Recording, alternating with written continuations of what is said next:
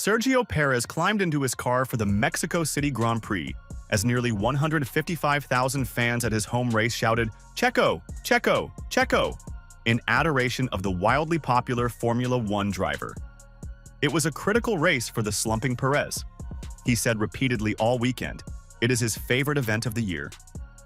And he knows his job is in danger because of his lack of performance. Alas, Perez could not deliver for his hopeful fans or for Red Bull Racing. After a 17th place finish Sunday, team principal Christian Horner would not guarantee Perez will finish the season.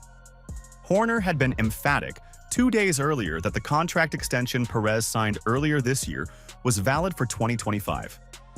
But he has performance clauses in his existing contract, and when the Associated Press asked Horner directly if Perez would finish this season, Horner refused to endorse the driver for the final 4 races. Horner admitted the Mexican had a horrible weekend that started when he was eliminated in the first round of Saturday qualifying, relegating him to an 18th place starting position. Perez was then outside his box at the start and received a 5-second penalty. He later got into a wheel-to-wheel battle with Liam Lawson of Red Bull sister team RB, and the contact caused damage that made Perez's car uncompetitive. A win by Carlos Sainz moved Ferrari ahead of Red Bull for second in the lucrative constructor standings, and the 2-time reigning champions of the prize that pays an estimated $150 million is now a long shot to win it for the 3rd consecutive year. Red Bull's slip in that category is largely because of Perez's failures. He's 8th in the standings, winless on the year, and crashed out of 3 races.